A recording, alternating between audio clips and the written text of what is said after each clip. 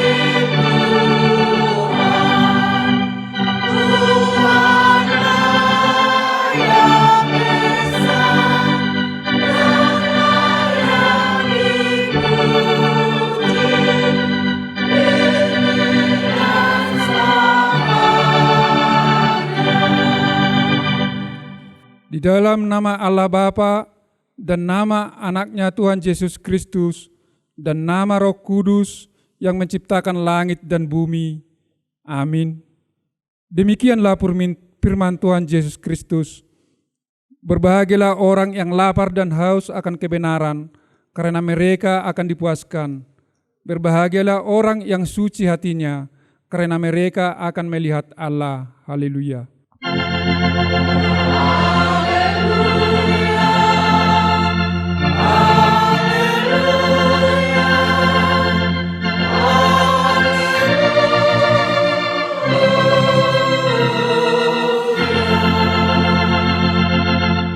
Ya Tuhan Allah Bapa kami yang di sorga, berikanlah bagi kami roh kedamaian dan kebenaran, supaya kami mengerti kehendak-Mu, dan dengan segenap kekuatan kami dapat melakukan kedamaian dan kebenaran itu oleh karena anak-Mu Tuhan Yesus Kristus Tuhan kami. Amin. Kita bernyanyi dari buku nyanyian nomor 128 ayat 4 dan 5.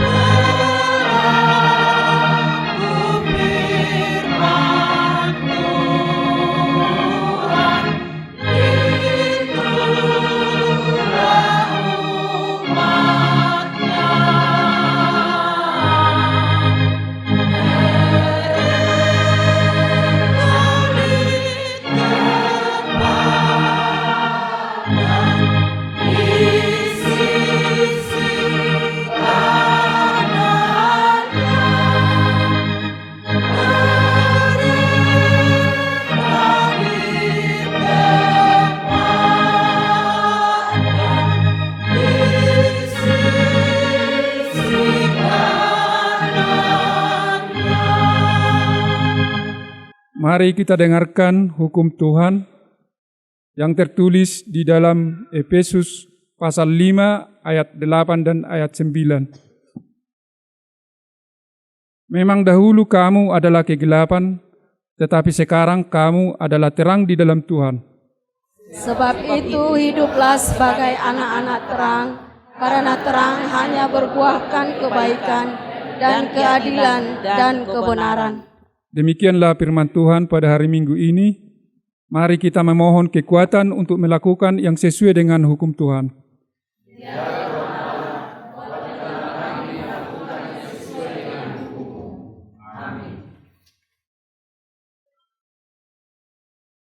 Bernyanyi dengan lagu nomor 430.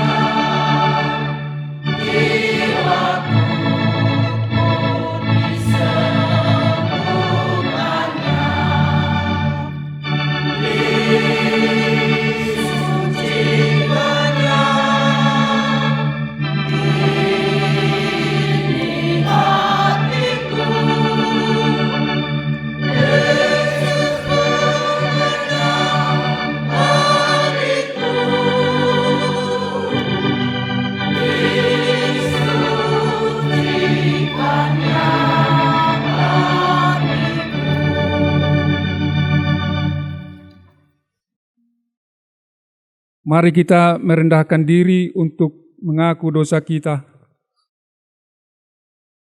Ya Tuhan Allah, Bapa kami yang Maha Kuasa, Engkau mengasihi kami orang yang hina dan tercela ini. Kami datang ke hadapan-Mu mengaku segala dosa dan kesalahan kami. Sejak dilahirkan, kami sudah bergelimang di dalam dosa. Kami tersesat dan menyimpang dari jalan Tuhan. Kami sering melanggar hukum-Mu. Ya Tuhan kami, janganlah mengingat dosa dan pelanggaran kami pada masa muda, tetapi ingatlah kepada kami sesuai dengan kasih-Mu oleh karena kemurahan-Mu.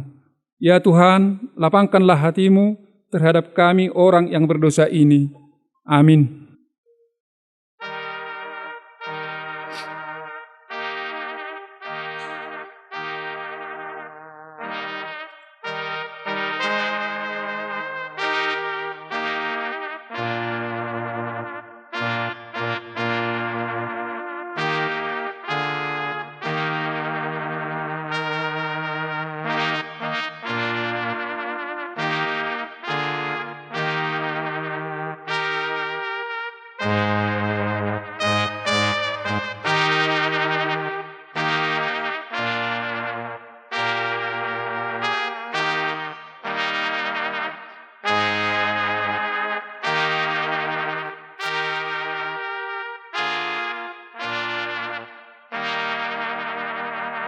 Kita dengarkan janji Tuhan tentang pengampunan dosa kita. Dia yang tidak mengenal dosa telah dibuatnya menjadi dosa karena kita, supaya dalam Dia kita dibenarkan oleh Roh Kudus. Kemuliaan bagi Allah di tempat yang maha tinggi. Amin. Kita dengarkan KOR Punguan Ina HKBP Siatan Doha.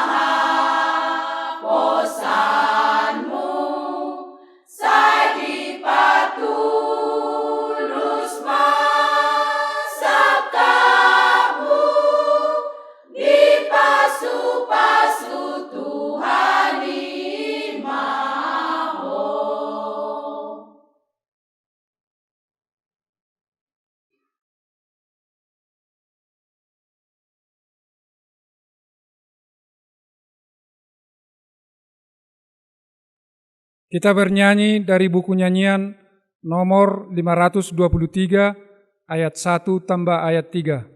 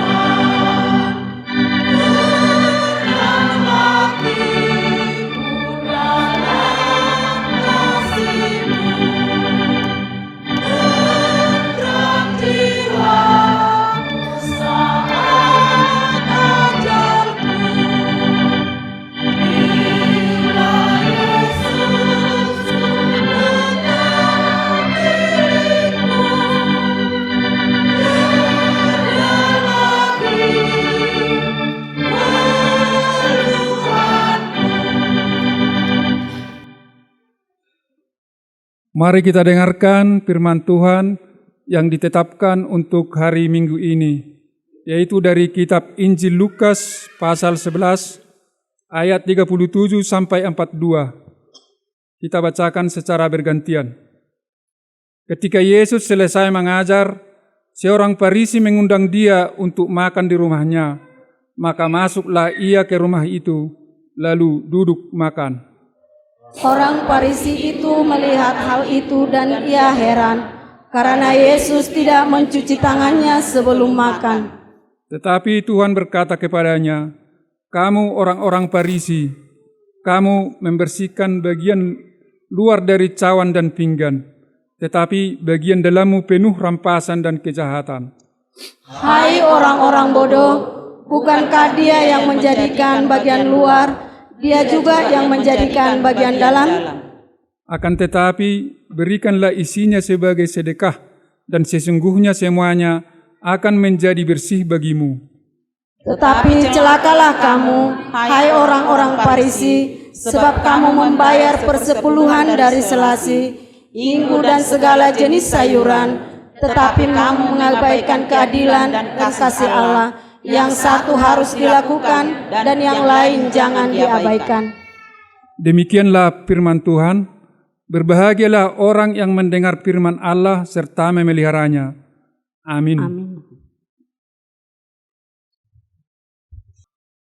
Kita dengarkan punguan KOR AMA HKBP Siatan Doha.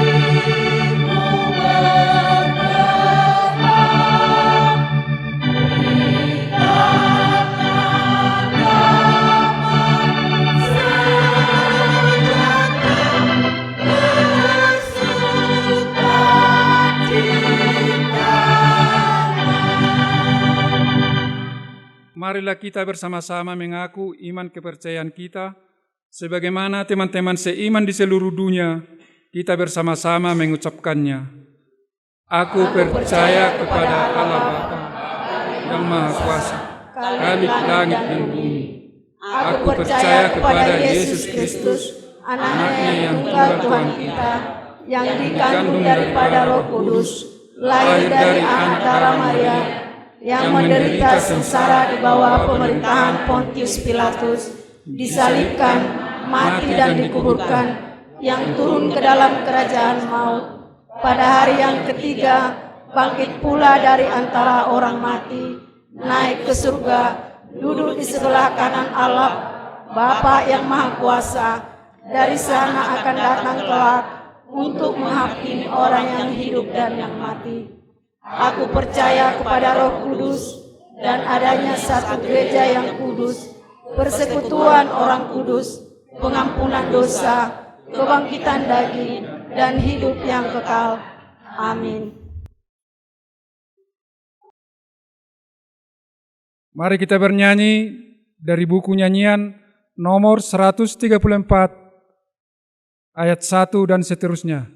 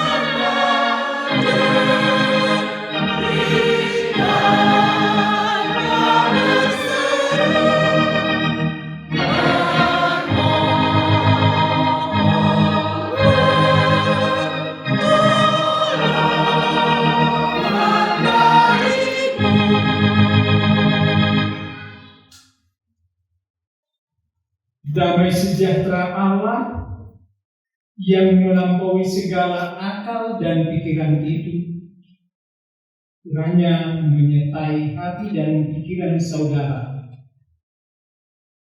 Amin. Nas yang menjadi renungan untuk kita pada minggu hari yang indah ini dikutip dari kitab Yesaya pasal yang ke-5, dimulai dari ayat yang pertama hingga ayat yang ke-7. Demikian firman Tuhan. Aku hendak menyanyikan nyanyian tentang kekasihku, nyanyian kekasihku tentang kebun anggurnya. Kekasihku itu mempunyai kebun anggur di lereng di lereng bukit yang subur. Ia mencangkulnya dan membuang batu-batunya dan menanaminya dengan pokok anggur pilihan. Ia mendirikan sebuah menara jaga di tengah-tengahnya, dan menggali lubang tempat memeras anggur. Lalu dinantinya supaya kebun itu menghasilkan buah anggur yang baik, tetapi yang dihasilkannya ialah buah anggur yang asam. Maka sekarang, hai penduduk Yerusalem dan orang Yehuda, adililah antara aku dan kebun anggurku itu. Apatah lagi yang harus diperbuat untuk kebun anggurku itu yang belum kuperbuat kepadanya? Aku menanti supaya dihasilkannya buah anggur yang baik. Mengapa yang dihasilkannya buah anggur yang asam? Maka sekarang aku mau memberitahukan kepadamu apa yang hendak kulakukan kepada kebun anggurku itu. Aku akan menebang pagar durinya, sehingga kebun itu dimakan habis dan melanda temboknya, sehingga kebun itu diinjak-injak. Aku akan membuatnya ditumbuhi semak-semak, tidak dirantingi dan tidak disiangi, sehingga tumbuh putri malu dan rumput. Aku akan memerintahkan awan-awan supaya jangan diturunkannya hujan ke atasnya.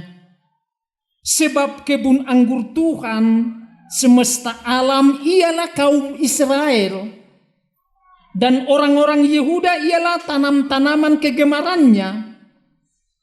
Dinantinya keadilan, tetapi hanya ada kelaliman. Dinantinya kebenaran, tetapi hanya ada keonaran. Demikian firman Tuhan. Shalom buat saudara-saudaraku yang kekasih di dalam nama Tuhan kita Yesus Kristus. Selamat hari Minggu. Selamat hari Minggu juga kami sampaikan kepada seluruh pemirsa yang dapat mengikuti acara ibadah pada hari Minggu ini. Saudara yang kekasih, kita telah mendengarkan nas khotbah hari ini. Judul perikopnya disebutkan nyanyian tentang kebun anggur. Israel adalah umat kesayangan Allah yang diibaratkan bagaikan pohon anggur. Karena anggur adalah buah kegemaran, dan karena kegemaran tersebut, maka buah anggur juga digunakan sebagai lambang cinta. Dapat kita lihat misalnya dalam Kidung Agung pasal yang kedua ayat 15. Kidung Agung 8 ayat 12. Pohon anggur menjadi simbol dari bangsa Israel. Dahulu pada zaman Makabai, pohon anggur dipakai menjadi gambar cap pada mata uang. Dan salah satu kemuliaan dari bait suci juga adalah pokok anggur dari emas yang ditaruh di muka tempat suci. Banyak orang besar menganggap sebagai kehormatan untuk memberikan emas. Mereka membuat untayan anggur baru dari emas. Pokok anggur itulah adalah bagian dari perumpamaan Yahudi yang dijadikan sebagai sumber simbol utama dari orang Israel.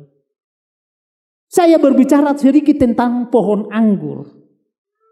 Di mana-mana di Palestina pokok anggur tumbuh. Ia merupakan tanaman yang minta banyak perhatian. Jika orang mau mengharapkan untuk menghasilkan buah-buah yang terbaik, biasanya pokok anggur tumbuh di atas tanah yang berbentuk teras. Tanahnya harus benar-benar bersih. Biasanya dirambatkan di atas jari-jari. Terkadang dibiarkan merambat di atas tanah yang berbentuk teras dengan disangga oleh batang-batang kecil yang bercabang. Terkadang juga tumbuh di sekitar pintu rumah. Cara untuk mendapatkan buah anggur yang baik. Biasanya untuk mendapatkan buah anggur yang baik, maka pertama-tama kebun anggur tersebut harus lebih dahulu dipagari, biar terlindung dari binatang-binatang. Lalu digali lubang tempat memeras anggur. Agar keamanan kebun anggur terjamin, maka didirikanlah di sana sebuah menara jaga. Menara tersebut dimaksudkan agar orang yang berada dapat mengawasi kebunnya maupun orang yang kelak akan bekerja di kebunnya juga akan merasa aman. Karena sudah pasti bila manusia merasa terancam, dia tidak akan mungkin bisa bekerja dengan tenang dan tidak mungkin menghasilkan sesuatu yang bermutu. Tanah tempat menanam pohon anggur itu mesti diolah, dicangkul. Batu-batu di sekitarnya mesti dibuang. Menanamnya dengan pokok anggur pilihan. Menyediakan suatu tanah yang subur sehingga pokok anggur tersebut dapat berakar dalam-dalam. Tuhan merawat pohon anggurnya. Allah telah melakukan proses agar pohon anggurnya menghasilkan buah yang manis. Namun apa yang dapat dilihat dari hasilnya? Bahwa pohon anggur tersebut tidak menghasilkan buah anggur yang manis tetapi yang asam. Apa yang dilakukan petani kalau hasil tanahnya tidak menghasilkan buah? Apa yang dihasilkan oleh petani anggur kalau anggurnya asam? Yesaya menginginkan jawaban dari temannya.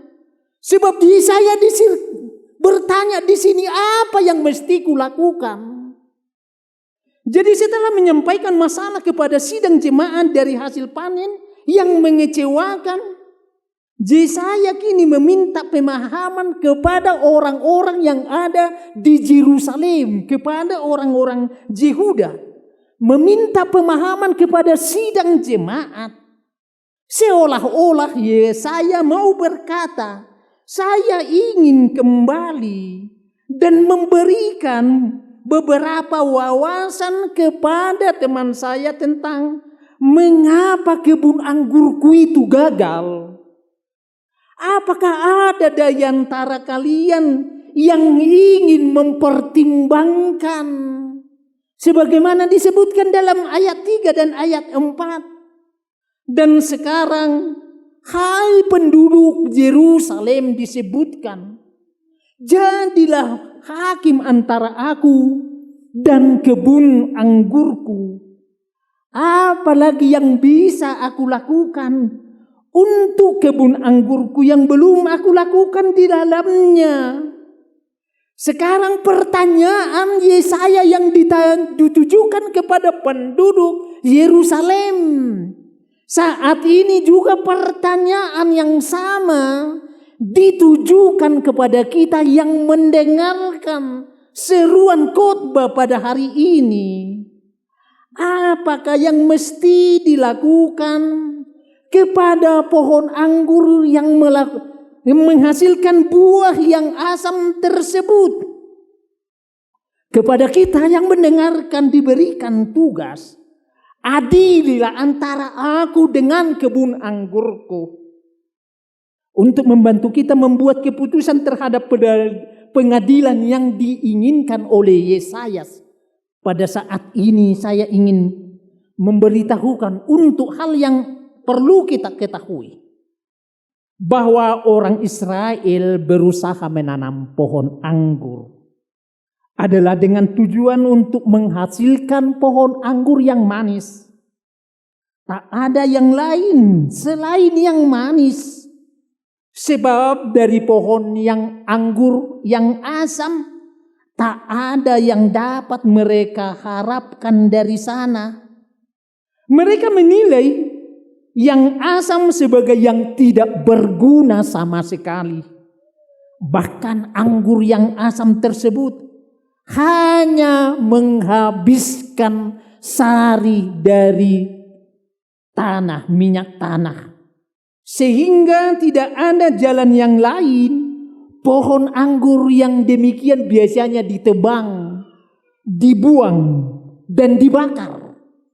Tentu kita sudah bisa memberi jawaban atas pertanyaan Yesaya tersebut. Apakah yang harus kulakukan kepada pohon anggurku? Demikianlah mestinya terjadi kepada orang Israel. Pohon anggur yang tidak menghasilkan buah seharusnya itu ditebang, dibakar, dan dibuang. Kepada orang Israel sebagai pohon anggur, mereka juga harus dibakar dan dibuang. Sekarang pertanyaan, mengapa orang Israel harus dibuang? Seperti pohon anggur tersebut. Mengapa harus demikian? Yesaya melihat bahwa Tuhan telah melimpahi umatnya dengan segala jenis berkat. Namun umatnya membalasnya dengan keangkuhan dan pemberontakan. Yerusalem menjadi kubu ketidakadilan dan penindasan, ketidakjujuran dan kekerasan. Mereka sudah jauh dari Tuhan. Adalah sebuah kenyataan bahwa jika hubungan manusia dengan Tuhan baik, maka hubungan manusia dengan sesama manusia juga pasti baik. Tetapi jikalau hubungan manusia dengan Allah terganggu atau rusak, maka tidak hubungan manusia dengan sesamanya pasti akan menjadi rusak. Hal itu sudah nampak di dalam hikayat tentang manusia yang pertama. Setelah Adam dan Hawa memutuskan hubungan dengan Tuhan, mereka pun mulai tuduh-menuduh sama sendiri. Dan pada anak mereka sudah terjadi pembunuhan. Adik dibunuh oleh kakaknya sendiri. Apa yang terjadi yang digambarkan oleh hikayat keluarga di dalam manusia pertama terjadi juga di dalam diri orang Israel. Sebahagian mereka ingin hidup dengan senang, mencari kekayaan dan kekuasaan. Dan untuk mencapai tujuan itu, mereka tidak segan-segan menindas, memeras, bahkan ada yang sampai membunuh keluarganya, membunuh adik-adiknya. Tuhan menghendaki keadilan, Tuhan menghendaki kebenaran. Dalam Mika 6 ayat 8 disebutkan, hai manusia, telah diberitahukan kepadamu apa yang baik dan apakah yang dituntut Tuhan daripadamu selain berlaku adil, mencintai kesetiaan, dan hidup dengan rendah hati di hadapan Tuhan. Orang Israel sudah meninggalkan Tuhan. Mereka tidak mau mendengarkannya. Ketika itu, tepat ketika Raja Ahaz memerintah Yehuda, terdapat serangan dari kerajaan Aram dan serangan dari Israel utara. Mereka hendak mengepung Yehuda. Di sini Yesaya memperingatkan mereka supaya Raja Ahaz jangan meminta pertolongan kepada Raja Assyria. Namun Raja Ahaz tidak mau mendengarkan Yesaya. Dia takut akan mendapat resiko. Padahal Yesaya sudah peringatkan bahwa serangan tersebut tidak begitu berbahaya. Yesaya sebenarnya tidak saja memberi kata penghiburan, melainkan ia sendiri memberi suatu tanda supaya raja dapat kepastian. Disebutkan di dalam Yesaya 7 ayat 11, mintalah suatu tanda, suatu pertanda dari Tuhan Allahmu. Biarlah itu sendiri dari dunia orang mati yang paling bawah, atau suatu tempat yang tertinggi di atas.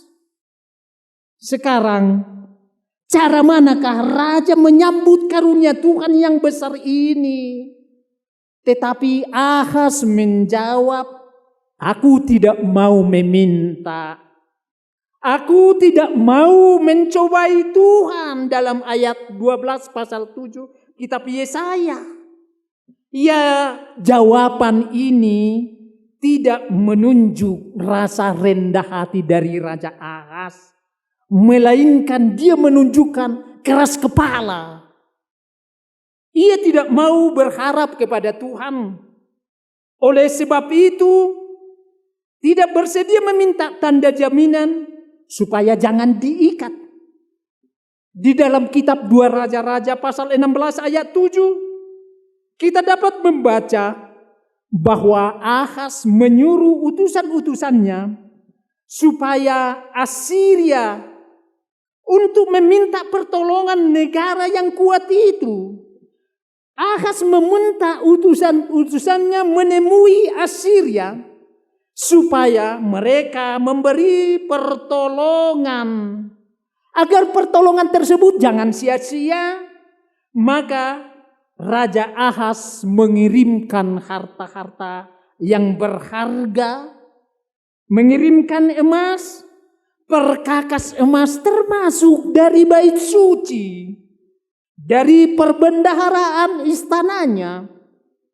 Ahaz memilih politik duniawi, membeli pertolongan raja yang kemudian hari menjadi musuhnya. Dan dengan demikian membuktikan bahwa firman Allah dianggapnya sepi sama sekali.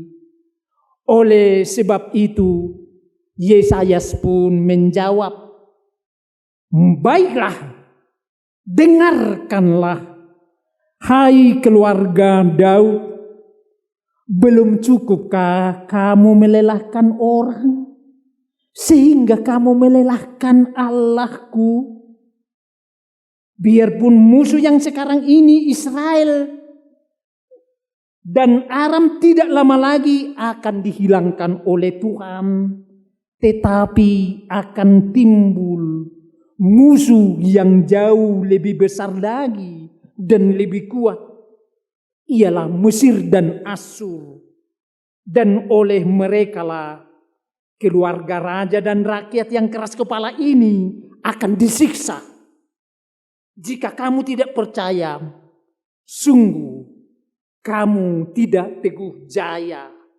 Kata Yesaya dalam pasal 7 ayat 9. Menolak Tuhan menjadikan Tuhan murka. Peringatan Yesaya tidak diindahkan oleh Raja Ahaz, mengakibatkan Allah menolak orang Israel.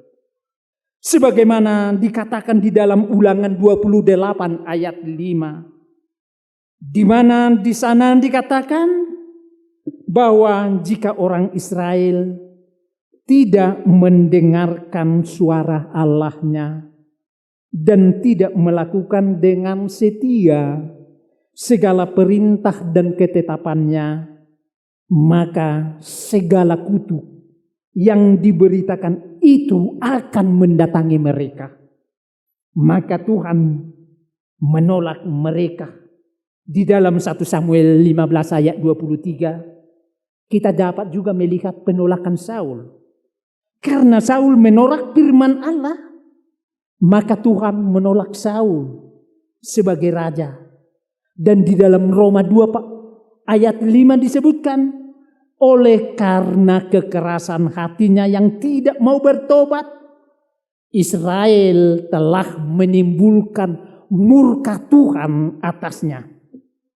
Dalam murkanya Tuhan juga sebenarnya menunjukkan kasihnya. Allah menolak Israel. Penolakan itu sebenarnya adalah jawaban Tuhan yang dinyatakan di dalam sejarah manusia sebagai tanggapan Allah terhadap tindakan manusia.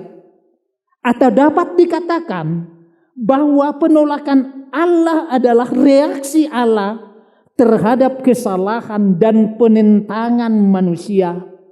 Dengan kata lain, bahwa Yesaya diutus memberitahukan tentang penolakan dan penghukuman. Allah menaruh murka serta bertindak tegas adalah justru karena kasihnya yang tetap hangat. Di dalam ayat 7 dapat kita lihat. Israel kebun anggur Tuhan, Yehuda tanaman kegemarannya. Hukuman Tuhan dimaksudkan untuk memperbaiki dan memurnikan, bukan untuk membinasakan. Dari tinjauan isi segala nubuatan kita lihat bahwa sejak Yesaya agak jarang memberitahukan keselamatan. Apa yang digambarkan dalam hikayat keluarga yang terdiri dari manusia yang pertama itu, kita dapat melihat hukuman Tuhan tidak selamanya untuk membinasakan. Namun di balik hukuman itu ada maksud Allah. Kasih Allah tetap tersembunyi di dalam hukumannya. Yerusalem akan menjadi kota keadilan. Penghuni Yerusalem akan hidup tenteram, bebas dari rasa takut, di bawah pemerintahan raja yang adil. Berikut perlu kita perhatikan bahwa berita keselamatan semacam itu selalu berkaitan dengan hukuman. Cahaya keselamatan itu terbit dengan tidak terduga, bagaikan hasil ajaib dari kaca kegelapan dan malapetaka. Saudaraku, marilah kita membangun diri. Adalah hal yang wajar dan seharusnya demikian. Bila kita berusaha dan menginginkan untuk mendapatkan kesejahteraan dan kebahagiaan kita, maka sudah seharusnya mulai sejak kecil kita harus berusaha membangun diri. Seperti membangun untuk menanam pohon anggur. Agar kita dapat memperoleh apa keinginan kita, yakni kesejahteraan. Termasuk kalau bisa dua-duanya. Kesejahteraan lahir dan kesejahteraan batin. Sehubungan dengan adanya keinginan tersebut, maka sedapat mungkin kita juga harus berusaha menghindari segala bentuk permasalahan-permasalahan dan segala bentuk penderitaan, segala bentuk yang bertentangan dengan kehidupan keinginan Tuhan. Gaya hidup hedonisme, mencari kesenangan sendiri, itulah yang sering didahulukan oleh manusia untuk mencapai apa yang diinginkan dengan cara yang bertentangan dengan Tuhan. Allah bukan tidak senang agar kita itu hidup sejahtera. Bahkan Allah sebenarnya menginginkan supaya kita ini hidup senang. Namun cara yang digunakan oleh Tuhan sering bertentangan dengan pemikiran manusia. Bila kita mengawali dengan orang yang mau masuk dalam lingkungan kerajaan Allah, maka dia harus lebih dahulu dibaptis. Dibaptis, dengan demikian dia harus diikut sertakan di dalam penderitaan Yesus dan dalam kematiannya, supaya oleh karena kebangkitannya kita juga nantinya turut bangkit dari kedatangannya kelak, hidup merendahkan diri seperti Yesus, seperti disebutkan dalam Filipi 2 ayat 3, yang menganggap orang lain lebih utama darinya adalah salah satu syarat untuk mendapatkan kesejahteraan juga kemuliaan Tuhan. Berlawanan memang dari pemahaman manusia, dari pemahaman dunia, tetapi itulah yang dimintakan Tuhan dari kita. Saudara-saudaraku, apa yang telah kita dengarkan dari pemaparan, dari renungan yang digambarkan oleh Yesaya, perlu untuk kita sadari gambaran anggur yang ditujukan kepada Israel sering diibaratkan gambaran tentang begitu dekatnya kita ini dengan Tuhan. Gambaran tentang kebun anggur adalah gambaran tentang cinta. Dari sebutan gambaran tentang cinta, seperti pengantin, di mana-mana pengantin di dunia ini sangat merindukan kekasihnya. Kepada pasangannya pengantin selalu berusaha untuk menyenangkannya. Begitu dekatnya hubungan kita dengan Tuhan kita. Tuhan menginginkan kita berbuah. Kita diinginkan oleh Tuhan supaya kita merasakan kebahagiaan. Kebahagiaan tersebut hanya mungkin kita peroleh bila kita bekerja mengikuti sesuai dengan keinginan Tuhan. Banyak hal yang kita perlu persiapkan. Seorang petani pasti mengolah tanahnya. Sebagai petani kita masing-masing, kita udah merasakan itu. Untuk mendapatkan hasil panen yang baik, tak mungkin kita harus hanya menanam. Kita mau awali dengan mengolah, mencangkul dan lain-lain. Banyak sekali. Demikianlah Tuhan menginginkan kita berbuah.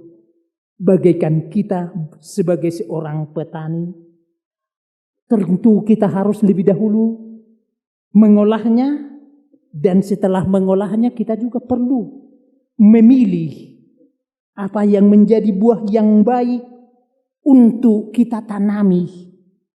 Seorang petani bekerja pasti menghasilkan hasil dari tanamannya. Tentu banyak kerugian yang didapat kalau tidak dapat panen yang baik dan tidak menghasilkan buah untuk menjadikan tanaman yang berhasil.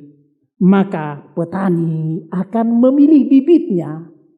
Tuhan telah memilih anggur yang baik. Kita telah dipilih oleh Tuhan sebagai buah anggur, bibit anggur yang baik. Tentu Tuhan menginginkan hasil yang baik. Pemilik merawat tanaman yang merambat dan menyumbangkan hasil yang baik, menginginkan hasil yang terbaik. Seperti halnya petani, Tuhan menunggu dengan penuh harap buah anggur yang baik. Tentu berlawanan. Buah anggur yang tidak baik adalah buah anggur yang asam. Tidak semua orang menginginkan yang asam. Bahkan tak ada orang yang menginginkan hal-hal yang asam tersebut. Bila pohonnya anggur yang asam harus dibuang, kita juga diingatkan oleh Tuhan. Jangan sampai Tuhan membuang kita. Namun kalaupun hal itu sudah terjadi, ingatlah kasih sayang Tuhan lebih besar daripada hukuman yang diinginkan, yang dilakukan oleh Tuhan. Tuhan menghendaki kita melakukan keadilan. Tuhan menghendaki kita melakukan kebenaran. Tuhan Maha Pengampun. Tetap bersandar kepada Tuhan. Jadikan Tuhan sebagai pelindungmu. Jangan takut. Kalaupun selama ini saudara-saudara melakukan kesalahan, Tuhan Maha Pengampun. Jadikan Dia pelindungmu. Tuhan pasti akan membuat hasil usahamu berhasil. Andalkanlah Dia senantiasa. Tuhan kiranya memberi berkat-Nya yang melimpah atasmu, asal saudara-saudara senantiasa bersandar kepadanya. Amin, kita berdoa. Sungguh kami sangat bersyukur kepadamu Tuhan, karena kami menyadari hidup kami sering menantang keinginan Tuhan. Kami sering melakukan hal-hal yang mendukakan hatimu. Bagaikan orang Israel, kami juga sering melakukan hal-hal yang bertentangan dengan kehendak-Mu. Firman-Mu telah mengingatkan kami supaya kami menghasilkan buah yang manis. Karena itu Tuhan, kami adalah orang yang lemah. Dari kekuatan kami sendiri, kami sering bimbang dan ragu akan apa yang akan kami lakukan. Membuat kami jauh daripada Tuhan. Kami menyadari seperti kehidupan orang Israel. Bila mereka jauh daripada Tuhan, kesengsaraan akan menimpa mereka. Biarlah firman-Mu yang telah kami dengarkan mengingatkan kami supaya kami senantiasa bersandar kepadamu. Jangan biarkan seorang pun dari jemaat-Mu jauh daripada Tuhan. Bila ada dari antara saudara-saudara kami yang masih melupakan Engkau, tak dapat bersekutu dengan Engkau, yang masih jauh daripada Tuhan dan tidak ingat akan sabda-Mu, juga kepada saudara-saudara kami tersebut, Tuhan ingatkan mereka supaya mereka senantiasa mau mendengarkan firman Tuhan, berlaku adil dan melakukan kebenaran sebagaimana Engkau inginkan kepada kami. Bila dalam hidup kami dapat mendukakan hati saudara-saudara kami, bantu tolong kami Tuhan, sadarkan kami, sadarkan juga saudara-saudara kami, supaya kami dapat melakukan apa yang Kau inginkan untuk kami. Begitu besarnya kasih-Mu kepada umat-Mu Israel. Engkau tidak menginginkan duka terjadi kepada mereka. Demikian juga kami juga mengharap demikian. Agar sukacita kami sempurna. Biarlah Tuhan menolong kami, membantu kami dalam usaha kami masing-masing.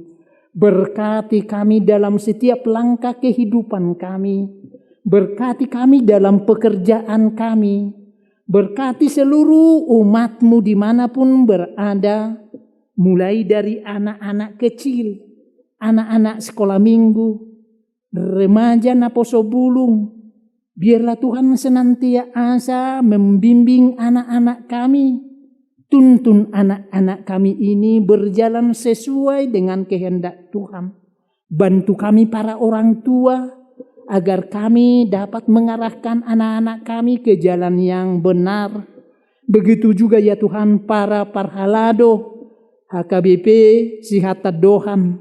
Tolong bantu mereka agar mereka dapat menuntun membimbing umat yang telah Kau berikan mereka pimpin ya Tuhan. Dari kekuatan mereka sendiri tak mungkin mereka dapat melaksanakan tugasnya dengan baik. Biarlah hanya dengan mengandalkan Tuhan mereka melakukan pekerjaannya. Seluruh umat-Mu baik yang hadir pada saat ini maupun yang tidak dapat bersekutu dimanapun mereka berada.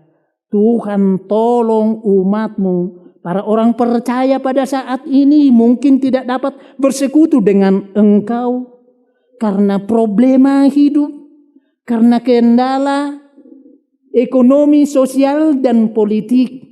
Apapun yang menjadi penghalang bagi umat-Mu, kiranya Tuhan memberikan jalan keluar. Jiwa-jiwa yang merindukan kehadiran-Mu Tuhan banyak di dunia ini.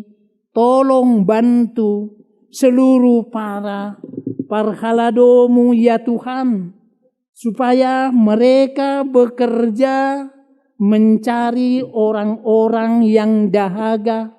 Biarlah melalui penatua-penatua jemaat dan hamba-hamba Tuhan, Tuhan senantiasa memakai mereka sebagai alat-Mu agar kebun anggur-Mu yang berada di mana-mana pun dapat menghasilkan buah yang baik. Terima kasih Tuhan. Apapun yang akan kami lakukan pada hari ini dan hari-hari yang akan datang, Tuhan beserta dengan kami.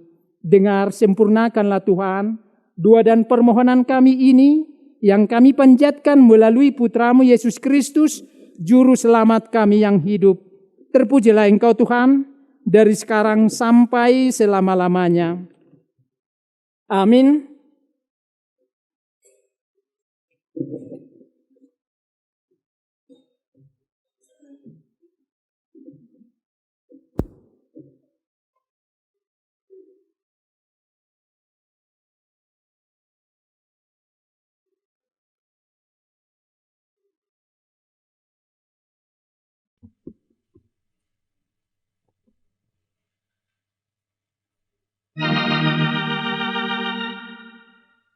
Marilah kita bernyanyi.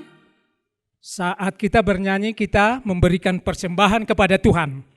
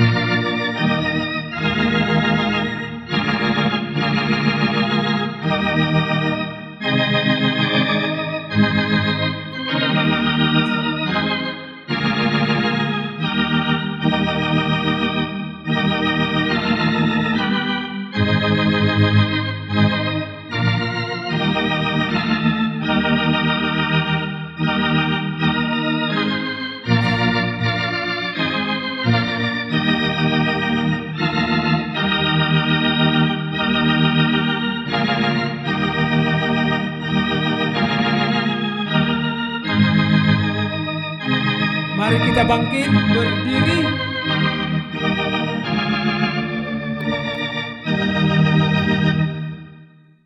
Marilah kita berdoa untuk menyerahkan persembahan kita kepada Tuhan.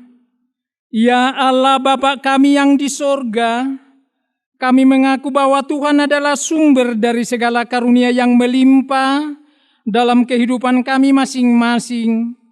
Sebahagian daripada karunia itu kami serahkan kembali sebagai persembahan kepada Tuhan. Terimalah dan berkatilah persembahan umat-Mu ini, agar dapat kami pergunakan untuk pekerjaan dan pelayanan kerajaan Tuhan di dunia ini. Bukalah hati kami untuk mengenal betapa banyak berkat dan karunia yang kami peroleh dari Tuhan, supaya kami senantiasa bersyukur kepada-Mu. Di dalam nama Yesus Kristus Tuhan kami. Amin.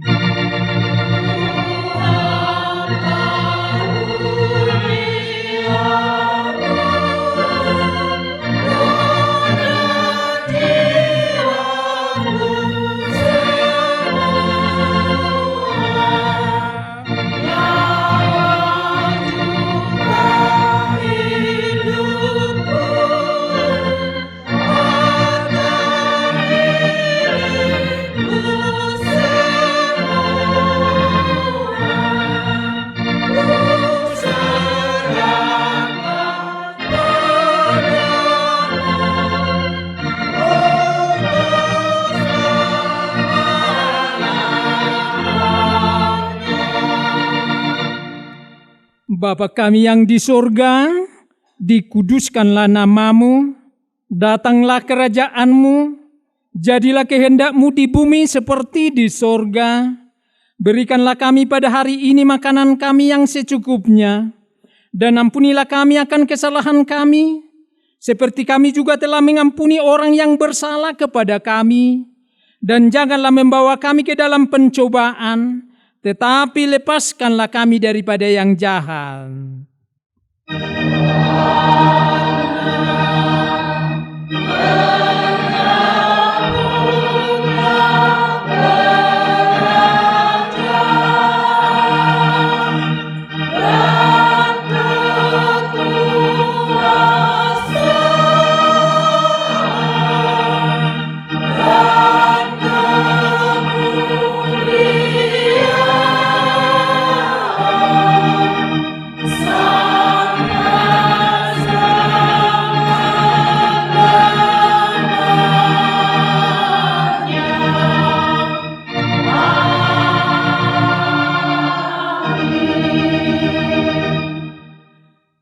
Tuhan memberkati engkau dan melindungi engkau. Tuhan menyinari engkau dengan wajah-Nya dan memberi engkau kasih karunia. Tuhan menghadapkan wajah-Nya kepadamu dan memberi engkau damai sejahtera.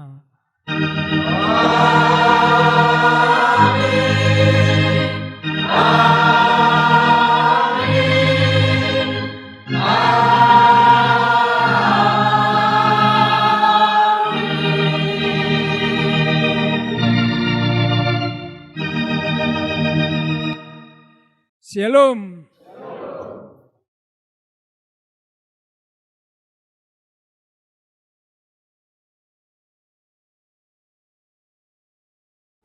HKBS Tandohan di Desa Pohanjuru, Kecamatan Siborong-Borong, Kabupaten Tapanuli Utara.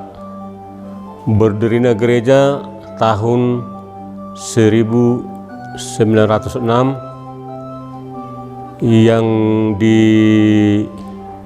yang pertama dibaptis ialah ompong kami, Opu Raja Singa, sebagai raja negeri dulu pada waktu itu. Dan dulu gereja ini masih pertama di Said Nihuta. Sudah semakin tambah ruas, semakin banyak, pindah ke tempat ini sekarang. Dulu itu margugu, kalau bahasa Batak. Ada yang kasih tiang, ada yang kasih papan. Dulu masih taruh ijuk. Jadi sudah itu dibangunlah setengah beton semi permanen. Tetapi 1998 kami bangunlah ini semi permanen sampai siap tahun 2006. Sudah itu jubileum 2006 bulan Juli tahun 2006. Itulah sampai sekarang temboknya dibangun sekitar kurang lebih 1 hektar 400 keliling sudah tembok. Karena kami berpikir sama orang-orang penetua dan juga orang-orang tua, itu simbol orang Batak. Itu makanya kami buat pakai Gorka Batak, karena kita HKIP. Kebaktian cuma 2 kali, pagi jam 9 sekolah minggu, baru jam 10.30